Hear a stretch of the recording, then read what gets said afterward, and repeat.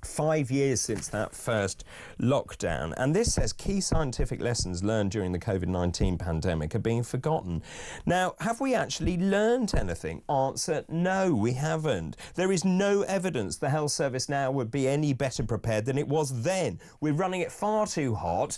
We haven't addressed any of that. We've got this stupid inquiry going on, which is going to report back in about 10 years' time or whenever it is, and there is no sign that anything is going to change. Now, we also haven't actually discussed what the psychological implications were of locking everyone down, what it did to the mental health of young people particularly, what it did to elderly people being consigned to die alone without their loved ones in hospitals, what it meant to actually discharge elderly people from hospitals into care homes, which then caused such terrible problems. And we haven't really learned anything 5 years on. Those are the big stories of the day. And joining me now is John Boothman, who's political correspondent at the Sunday Times in Scotland. Good morning. David, how are you this morning? Yeah, I'm very good, thanks very much. Always good to talk to you, John. Just can I ask you, before we dive into your choices about who's had a good week, who's had a bad week and who should have a week off, your feeling about where we are with regards to the current administration. Rachel Reeves has the spring statement. She has no fiscal headroom here. I mean, at the same time, Keir Starmer promising that council tax wouldn't go up. It's gone up 10%. People say their services are getting worse. Rachel Reeves says, I'm not going to increase tax. When you look at Keir Starmer saying council tax won't increase, and then it has, and Rachel Reeves saying tax won't increase, you have to be a bit sceptical. It ain't very good, is it? There's a pretty poor field there. I just don't think the government's got to grips really with very much since the election last year. They started off poorly. I was thinking about this morning, you know, not just the winter fuel payment. Do you remember all that stuff about spectacles and suits and all that? Then they did, you know, they did nothing, for example, you know, people thought they might for the WASPy women and their pensions, and so it went on. We thought that we would be getting a wee bit of light, that Starmer had stepped into the international stage over the Ukraine, and maybe things might be turning round a bit for them. And here we are, you know, welfare cuts, rebellions on the Labour benches. It's back where it was before. One of the things I can't help thinking in particular is just how bad their communications actually are. You know, they're not very good at laying down, you know, what their red lines are about, for example, on this welfare cut stuff, you know, who's not going to be affected. The story goes out there and it's like they get caught, you know, like rabbits in the headlights. How long's that story been going on for now? And just in terms of that, we were speaking about this, in terms of Rachel Reeves and that original budget, I don't think she realised what she was doing. And the employer's national insurance contribution thing, I think, was a major own goal. I think you lost business confidence as a result of that. Now, she could stand up and say, actually, I'm going to delay that or scrap it because it's not the right thing to do in the current circumstances, blame global economic uncertainty, and do something that actually I think would make people respect her. Look, I don't think that's going to happen. Neither do I. I think you've got to have, you know, look, you know, I think they inherited something pretty bad, and I think we have to recognise that. But, yeah, I really believe that the fruits of, if that's the right word, of the national insurance contribution stuff is yet to be felt. I mean, you know, this hasn't happened yet. We've been talking about it happening, but it hasn't actually happened. And once it kicks in, a lot of businesses who are on the edge, who are at the margins, are going to start laying people off because they simply can't afford it. OK, so in this section, I put to you that you can nominate someone who's had a good week, someone who's had a bad week, someone we should keep an eye on, and someone who, quite frankly, should have a week off. So who are you nominating that has had a good week? Oh, I'm nominating Nicola Sturgeon. I mean, she's not had very many good weeks at all. You know, we've been talking about COVID there, 5 years since COVID. You know, she was in everybody's living room in Scotland. She did better communicating with the nation, even across the UK, than certainly Boris Johnson did. And, you know, After that, we've had a police investigation that's been going on for 4 years into the SNP. And this week, of course, the good news that she got is she's no longer a suspect in that.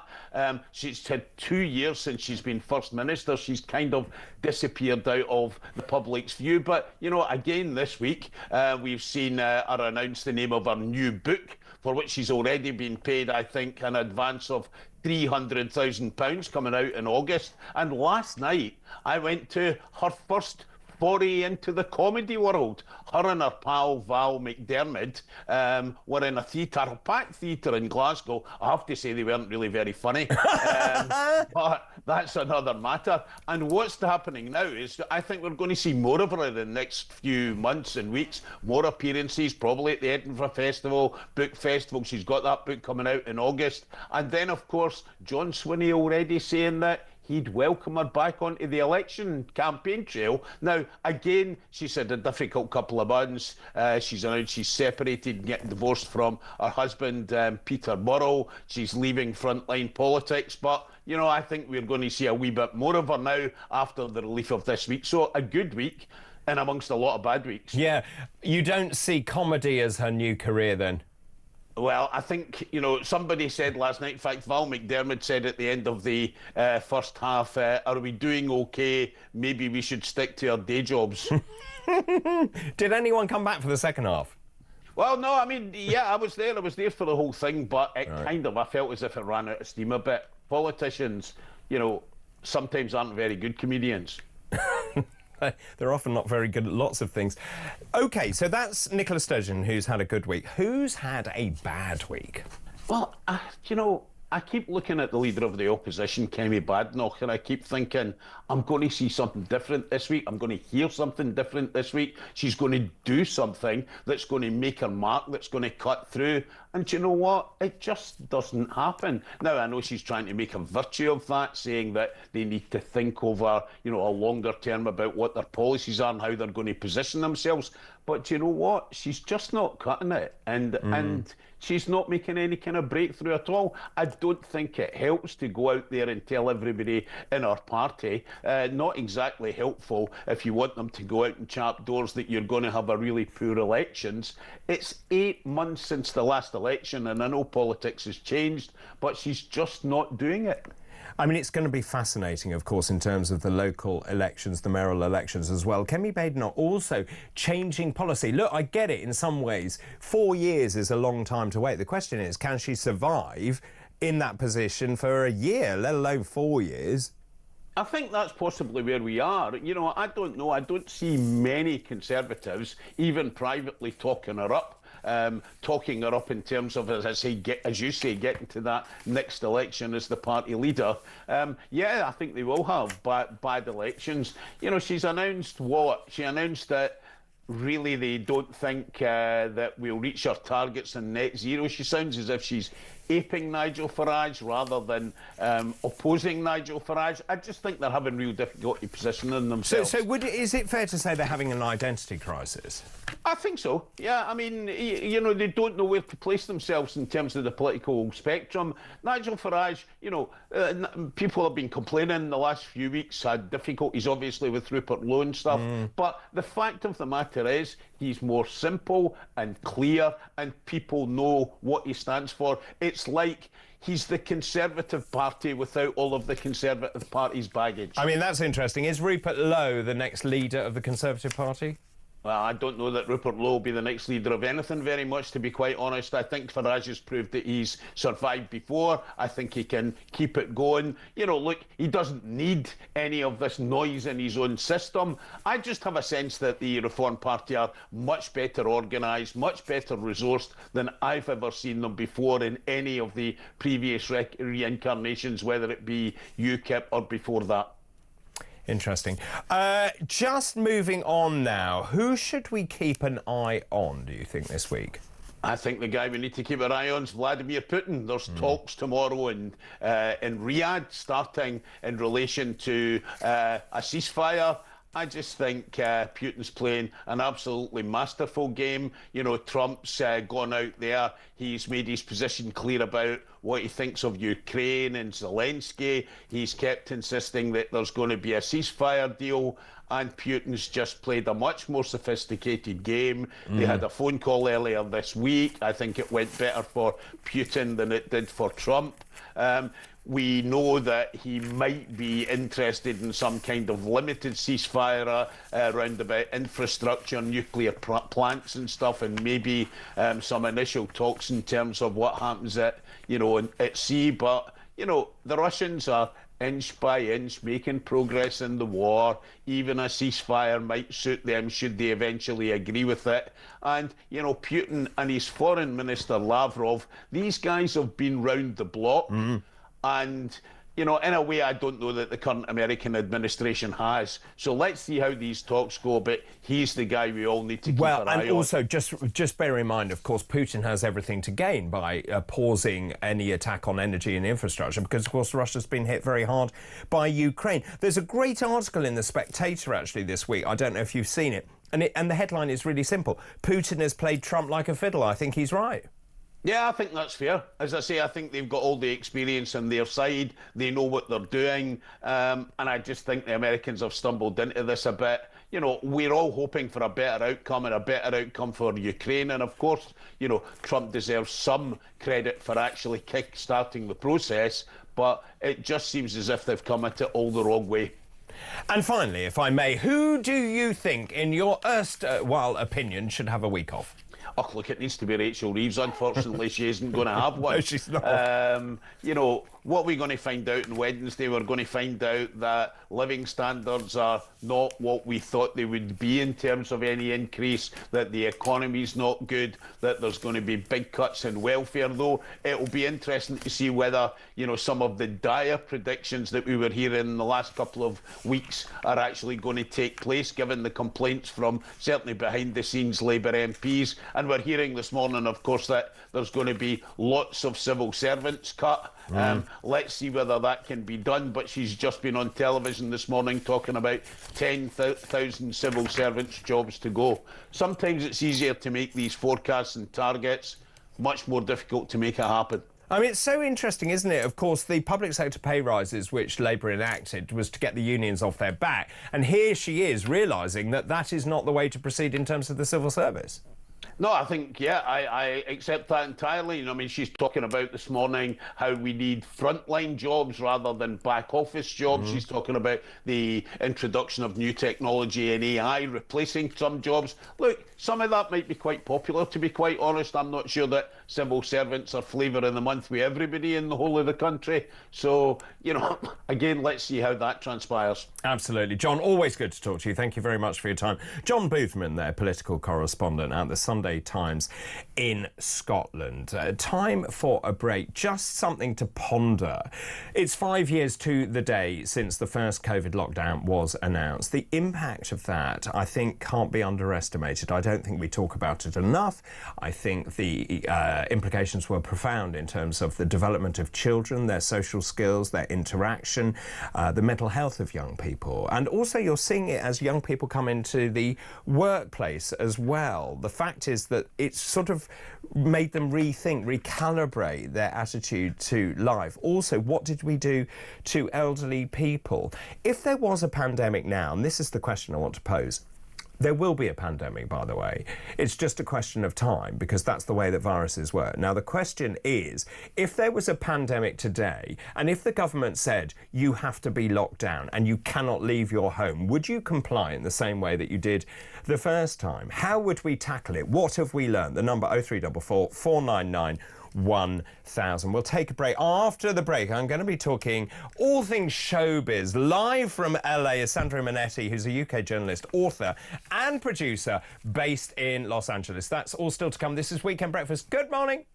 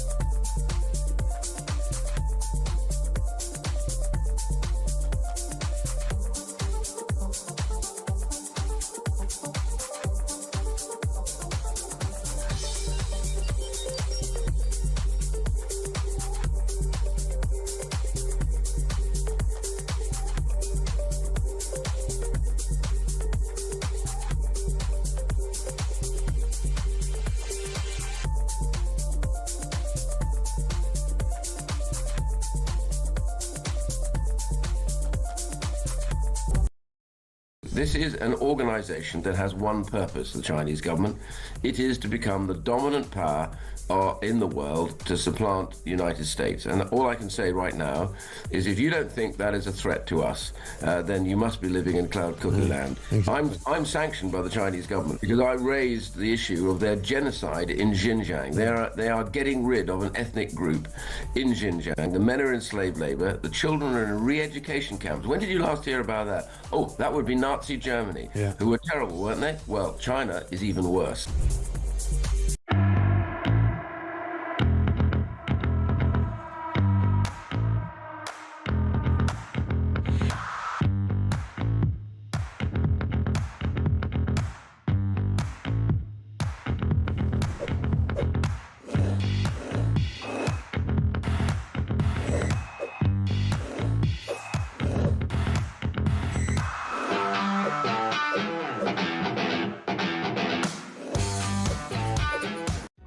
Across the UK, on DAB+, on your smart speaker, on your smart TV, and on your side. This is Talk. Welcome back. Time 9:25, Weekend Breakfast. David Bull here. Lots of messages coming in. Dr. David, thank you very much for playing the Meow Meow tune you played for Kittens Day. I remember that from the Meow Meow.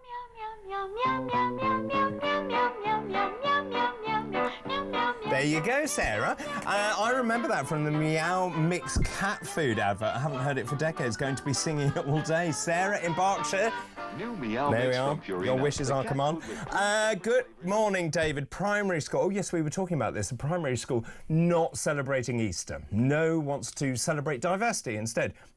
It's a Christian country. What's next? Christmas? Anyway, this one says, good morning, David. This is David Thomas. Primary school Easter cancellation. I would remove my child from that school and lobby to sack the head teacher. David, this is Kevin in East Sussex. Good morning to you. Why is it that British and Christian celebrations are always cancelled, but not the other way round? Also, talking about the ECHR, Howard wants to reinforce this message. David, the ECHR doesn't have any power. It is advisory. That is correct. Many countries ignore it, as we did in the past. I know. So why don't we? Well, it's a very good question. Let's be honest, we're being invaded and we'll be even more at risk when our men and boys are sent to Ukraine. I wish I could leave our suffering UK. That's an interesting point, actually, because there's a really interesting article in the Telegraph about the number of people leaving the country. And this one is about someone who has moved to Dubai. 30,000 Britons moved to Dubai in 2021. In 2022, it was 35,000. And in 2023, 40,000 people. 250,000 Britons now call Dubai home. That's extraordinary. Where would you move to if you could? That's another phone in. Right, let's take a caller. Tony is in Pathos in Cyprus on Brexit. Good morning. Good morning, David. How are you?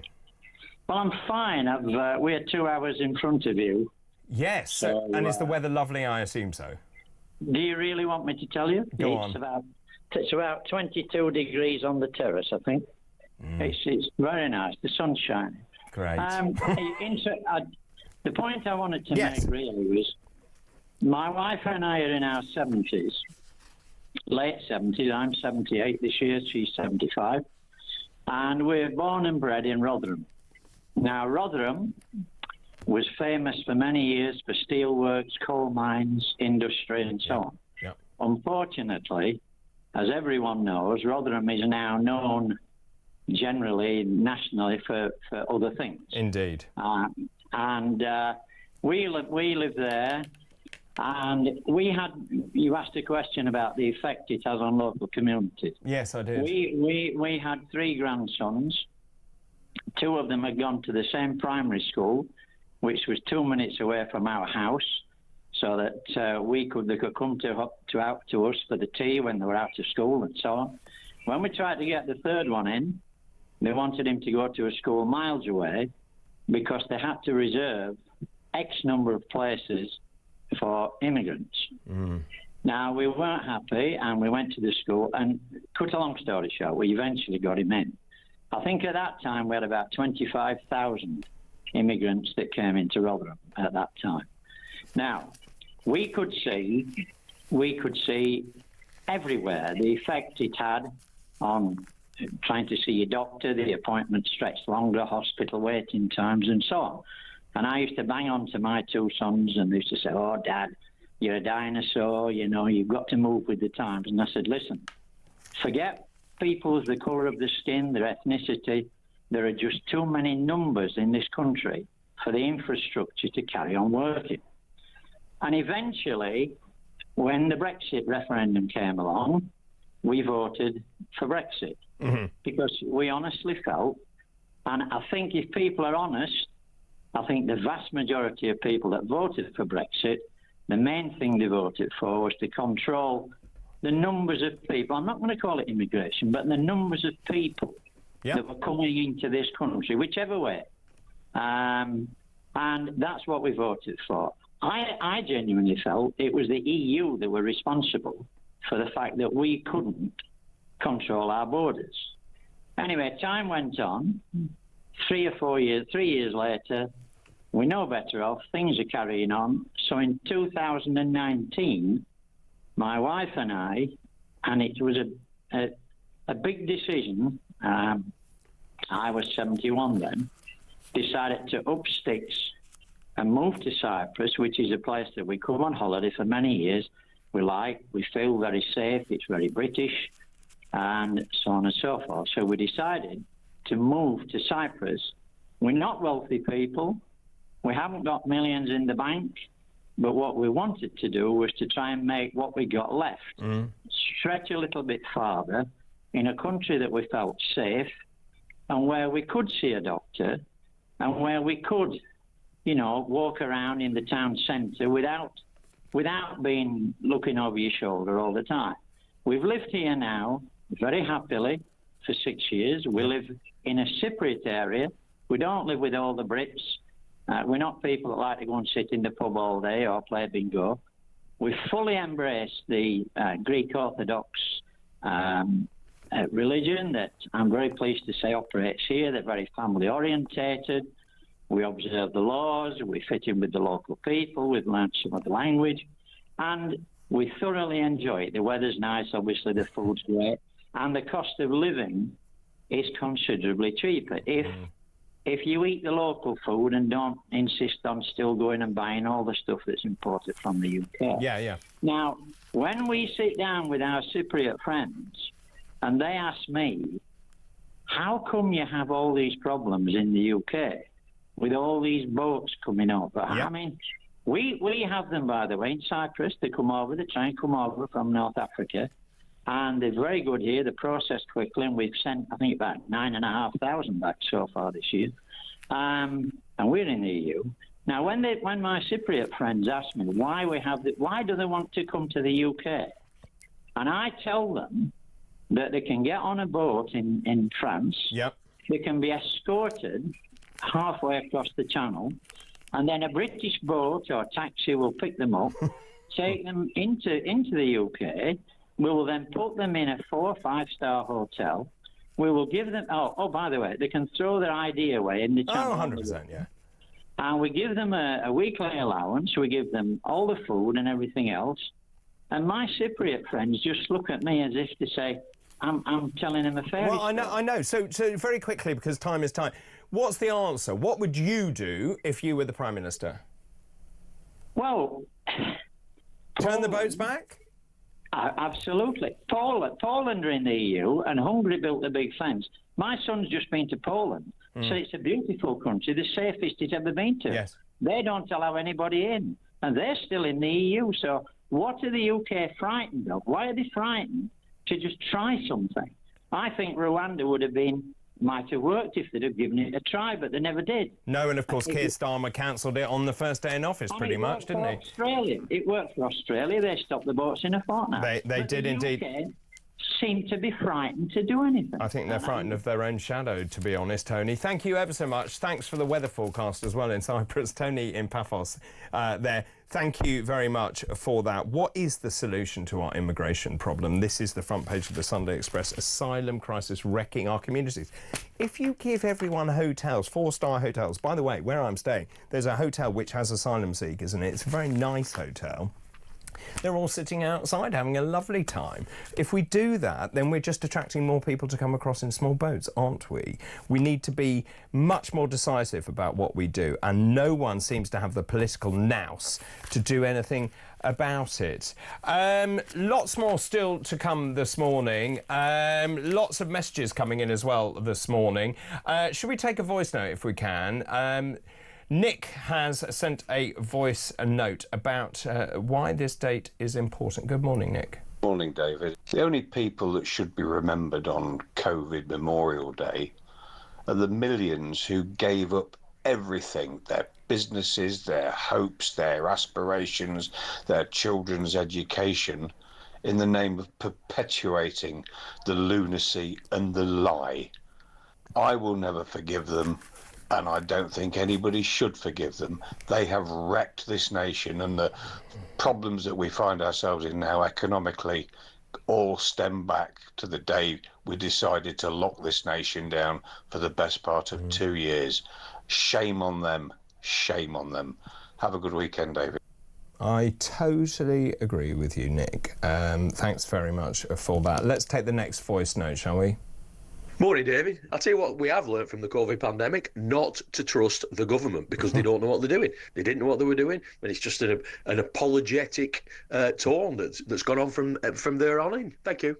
David, thanks ever so much for that. What should we learn from COVID? What have we learnt? Would you be locked down again? Another voice note. This is from Elle. Good morning.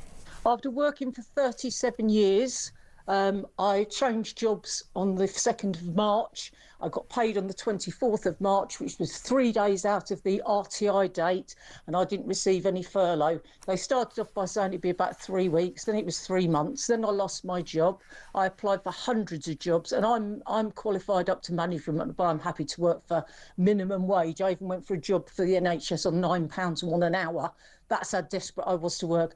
I've now gone into early retirement because I couldn't get a job. There is such thing. In your 50s, you don't just go and get another job. There aren't such things. So I've had a change of plan. All the savings that I've put aside through my life and pensions and savings and ISAs, I've cashed them all in, and I'm living on them because obviously I don't get any benefits whatsoever. And I'm just going to spend everything I've got coming up to retirement and then claim that, because literally I had nobody to help me. I was even taken to court for not paying my council tax, had zero income. 3 years, not a penny in income at all. I've just had to juggle credit cards and cash things in, and just basically I'm going to be living in poverty. God, I mean, I'm so sorry, Al. I mean, this is a story I hear repeatedly. I still don't understand. Whilst people were furloughed and they had a ring-fenced income and people seemed to have a lovely time doing whatever they were doing, the self-employed were completely ignored. The government just didn't care about the self-employed. And I think that is unforgivable, actually, what they did. And also, I think what was unforgivable is the way they separated families and locked people up. I remember the COVID police. I think I've told this story before, where I was at home and I'd been pinged because I'd flown into the UK and someone had tested positive. I wasn't allowed anyone to come round, and then my mum brought some food and the COVID police arrived to see whether I was actually in the house. I mean, the fact that we got triangulated on our mobile phones seems extraordinary when you look back, that we were living in a police state. How did we let that happen? Let me know your thoughts on that, please. 0344 499 1000. Also, talking about Keir Starmer, and whether you believe him, of course, he said council tax wouldn't go up repeatedly. And Rachel Reeves says there'll be no tax increases. Not sure I believe you, Rachel. And of course, the spring statement is on Wednesday. Cindy in Michigan, in the United States, has sent this voice note. I'm not from the UK, but I feel emotionally affected. I'm calling about the council hikes. It just confirms what I already think and have thought of Starmer. He's a globalist. He doesn't care and he wants to control.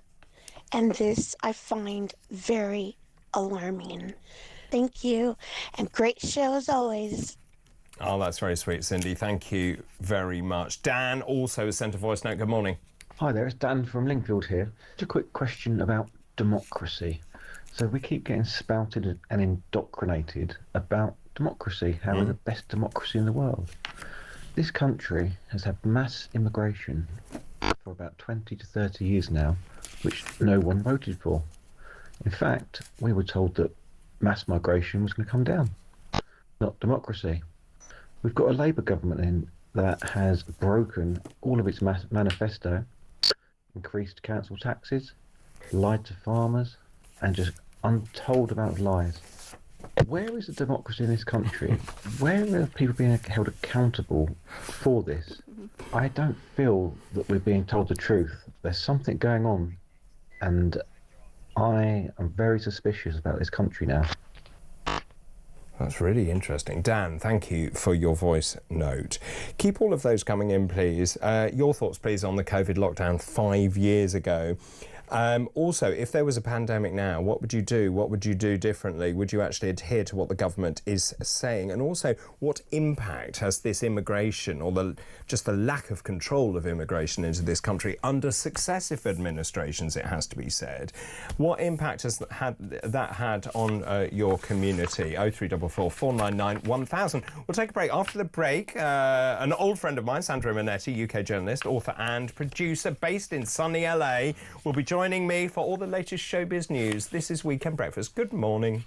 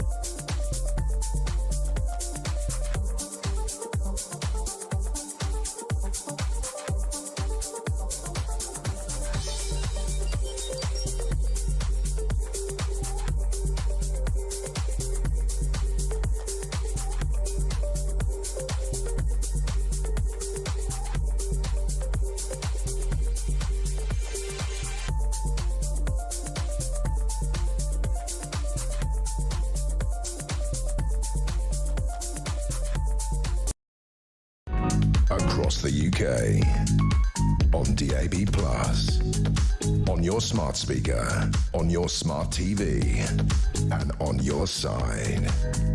This is Talk. It's time. Sandra Minetti, UK journalist, author and producer based in sunny LA. Well, probably not at the moment. Joins me now. Good morning. Hi ho, hi ho, it's off to woke we go. Oh, because very good. Can you guess which movie I'm going to review? I can. You tell us. Snow White. Now, I went into this film with extremely low expectations. But guess what, David? I absolutely loved it. It was brilliant. You did not. I did. I thought it was great. I go so far as to say it's the best of Disney's live-action remakes of their animated classics. And you go in. I think that Rachel Ziegler who plays Snow White, is so incredibly daft when it comes to speaking to the press and throwing her company under the bus that she is largely responsible for a lot of the bad press that this movie has been getting in advance. But I thought, well, I'll reserve judgment until I've seen the film. Yeah, I thought it was excellent. The screening that I went to was, full of noisy kids. Well, noisy before it started, and they were totally spellbound for 2 hours. So yes, surprise of surprises, Snow White is actually good. Did you watch the same film as everyone else? Well, they're all wrong, and I'm right, David. So, yeah, ignore it all. Well, I'm just... the reason I asked that is because the box office takings are terrible, aren't they? It got $3.5 million US on Thursday, 45 to 55 million during the opening weekend. That's below The Little Mermaid, which I think probably wasn't very good. Yes, because people have already made up their mind about this movie before they see it. But it's not necessarily all over because, there's also word of mouth. And it can't just be me who enjoyed this thing. So I guess we'll find out next week. Well, I just wondered if you're delirious because I know it's about 2:20, isn't it? Or 2:40 in the morning now. I'm so sorry we're late coming to you. But thank you very much for doing it. So you do think that we should go and see it?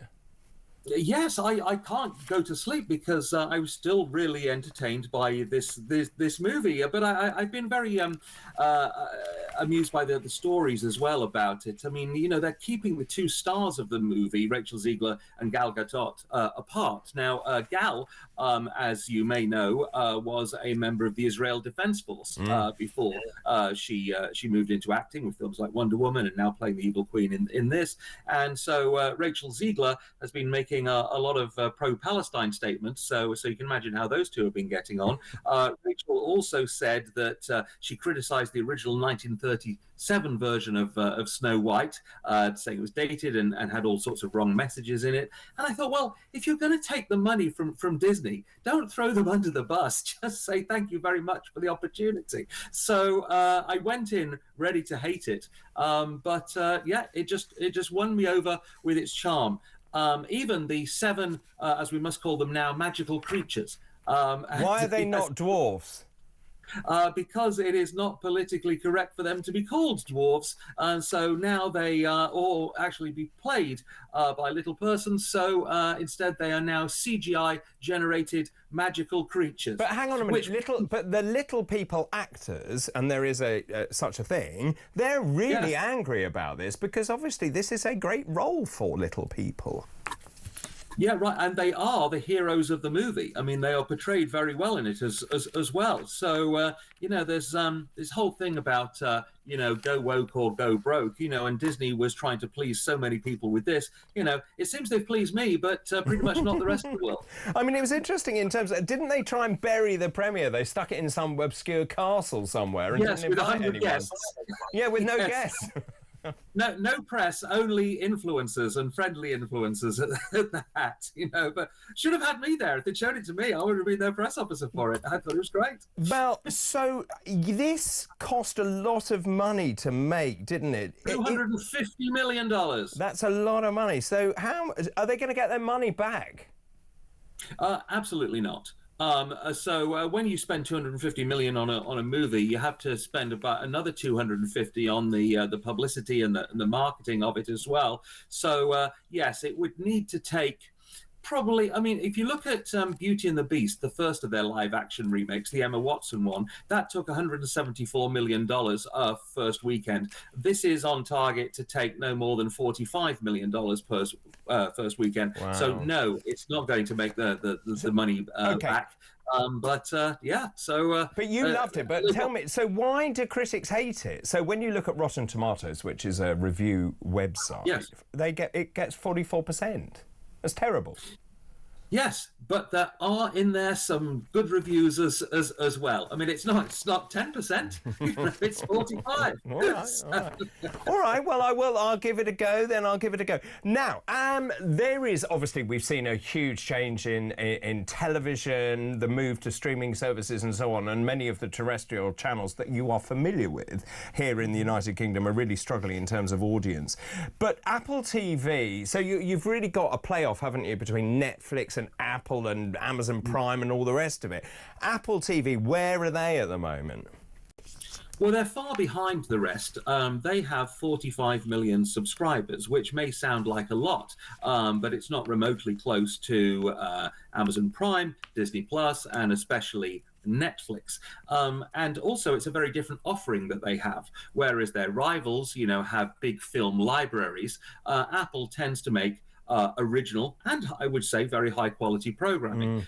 Shows like Ted Lasso and Severance, for example, loads of other great stuff like Asylum and Hijack, and they give these things really big budgets as well. But they've released their financial reports, and it turns out they're losing $1 billion a year. That's $1 billion a year. Now, any other company would really struggle under this weight, but no, they continue to have it as a loss leader for the brand because they make 100 million a year, 100 billion a year, I think, massive profits from iPhones, and so they can afford to write off the 1 billion loss. And here's a prediction for you, David.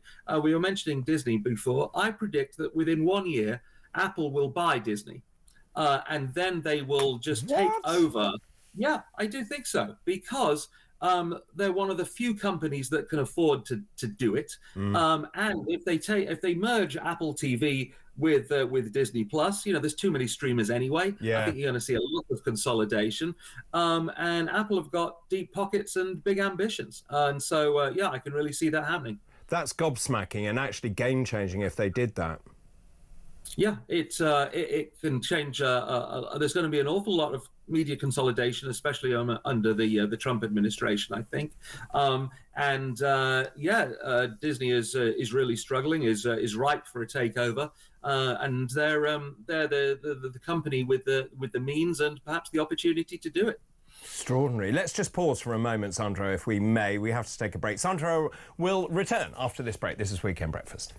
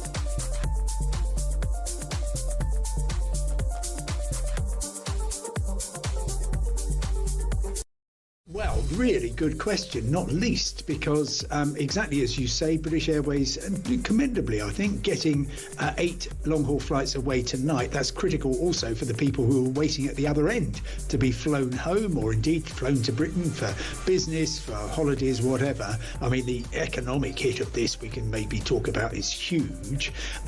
But Thomas Walby, the chief executive of Heathrow, almost said, nothing to see here, we're back to normal tomorrow. You won't be. It was plainly obvious.